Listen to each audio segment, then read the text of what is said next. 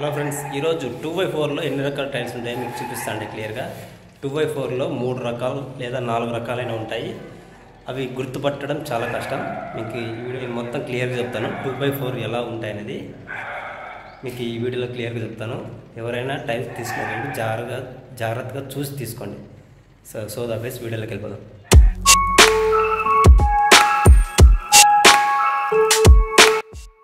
Hello friends, ఈ వీడియోలో 2x4లో ఎన్ని రకాలు ఉంటాయి. ఇప్పుడు వాడుతుండేది చాలామంది 3 రకాలు వాడుతున్నారు. కాకపోతే 5 రకాలు ఉన్నాయి. కాకపోతే మనం 3 రకాల గురించి డిస్కషన్ చేసుకున్నాం. ఈ 3 రకాల్లో ఏ టైల్స్ వాడితే లైఫ్ ఉంటుంది, గ్రానైట్తో పాటు లైఫ్ ఏ టైల్స్ ఉంటుంది అనేది ఈ వీడియోలో క్లియర్గా చెప్తా అండి. ఈ వీడియోలో ఇప్పుడు చూపిస్తున్నాను చూడండి. ఇవి వచ్చి 2x4 అండి. విట్రిఫైడ్ టైల్స్ అంటారు, జీవీటీ టైల్స్. ఇవి చాలామంది విట్రిఫైడ్ టైల్స్ అంటారు, కాకపోతే జీవీటీ టైల్స్. ఇవి ఇక్కడ మీకు పైన కనిపిస్తుంది కదండి కోటింగ్.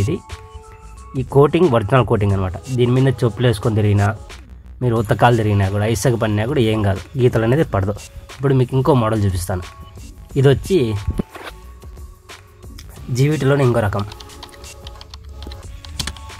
ఫోర్స్లిన్కి జీవీటీకి మధ్యలో ఇది. దీంట్లో 3 రకాలు ఉంటాయని చెప్పినా కదా. ఇది కూడా జీవీటీ మాదిరిగా, కాకపోతే జీవీటీ ఆ టైల్స్ తక్కువ గెర్రలు పడుతుంది. ఇది వచ్చి నార్మల్ గెర్రలు పడుతుంది. ఇది కూడా గెర్రలు తక్కువ పడుతుంది. జీవీటీలో రెండో రకం ఇది. అంటే మనకి ఈ పైన ఇచ్చిన లేయర్ ఇచ్చినా కదా కోటింగ్, మీకు ఆ టైల్స్ని ఈ టైల్స్ని కంపారిజన్ చూస్తేనే అర్థమవుతుంది ఏ టైల్ బాగుంది ఏ టైల్ బాగాలేదనేది. దీనికి నార్మల్గా ఉంటుంది, దానికి ఫుల్ హై గ్లోజింగ్ ఉంటుంది. కాబట్టి అది బాగుంటుంది ఫస్ట్ది. ఇది సెకండ్ది. ఆ ఫస్ట్ది వచ్చి 1000 రూపాయల నుండి 1100 లోపల ఉంటుంది బాక్సు. ఇది వచ్చి 900 నుండి 1000 రూపాయల లోపల ఉంటుంది బాక్సు. మీకు ఇప్పుడు మూడోది కూడా చూపిస్తాను. ఇది ఫోర్స్లిన్. ఇది ఫోర్స్లిన్ అంటారు.